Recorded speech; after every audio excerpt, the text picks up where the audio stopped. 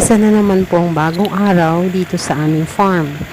Kasama ko si friend Edeline. Siya po ang may-ari ng harvester. Nakaka-excite po ang araw na ito sapagkat ito ang araw ng anihan. Ang sabi nga nila, ang magsasaka ay salamin ng kasipagan at ng kahirapan.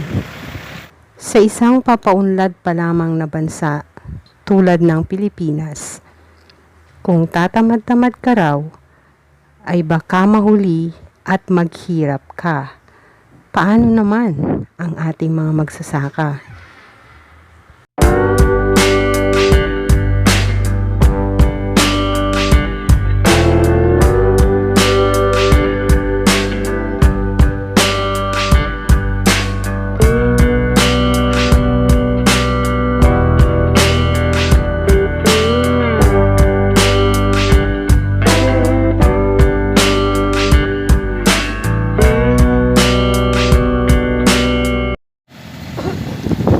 Sagana sa yaman ang lupa ng Pilipinas.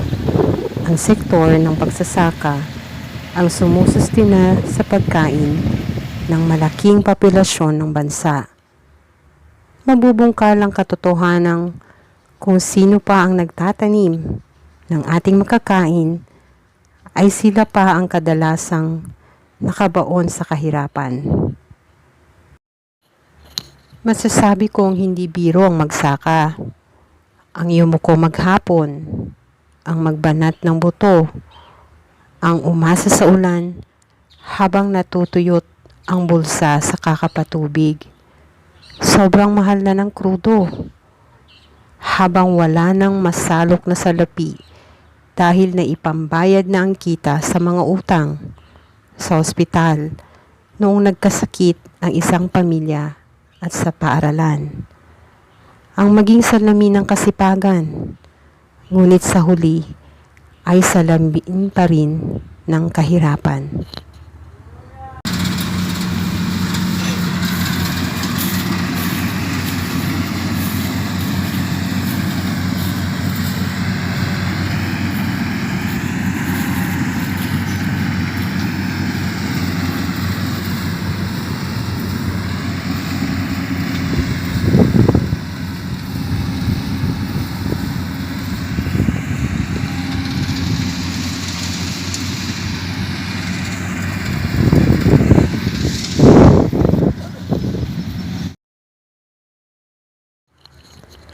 Sa araw-araw ay nagpapasalamat tayo dahil may nakahaing kanin sa ating hapagkainan na kahit paano, kahit mahirap ang buhay at walang ulam, basta may kanin okay na.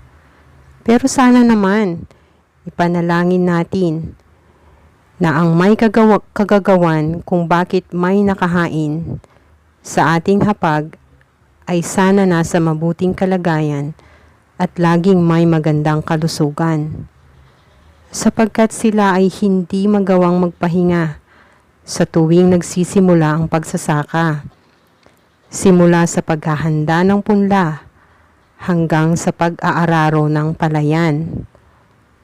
Mula pagtatanim ng punla, umulan man o matindi ang sikat ng araw, na siyang nagpapakirot sa kanilang mga bewang.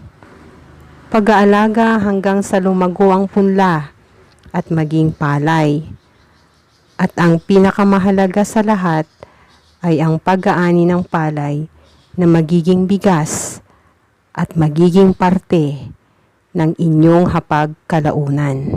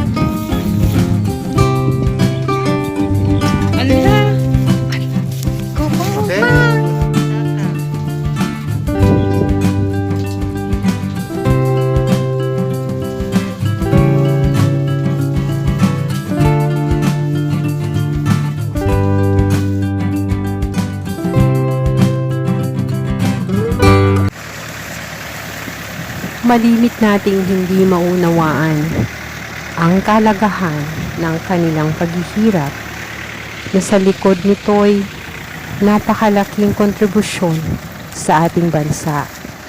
Wala tayong malawak na kaisipan.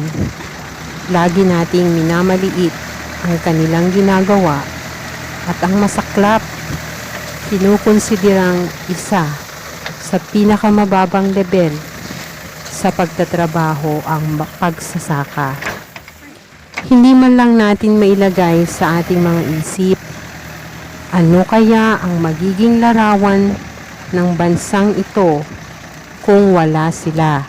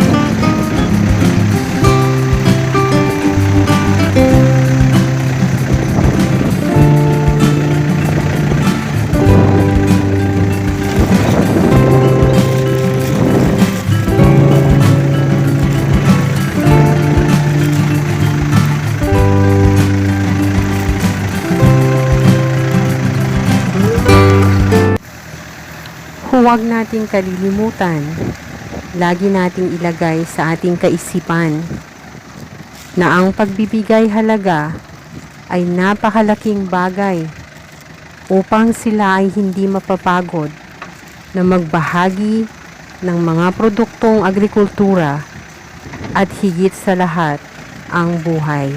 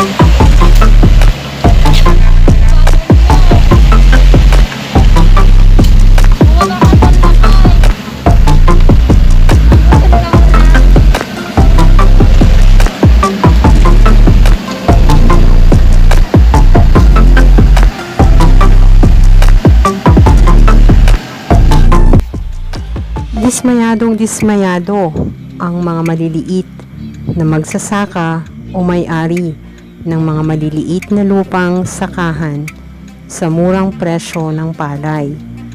Sa Nueva Ecija, ang palabigasan ng Pilipinas bumagsak na noon sa 7 pesos per kilo ang farm gate price ng palay.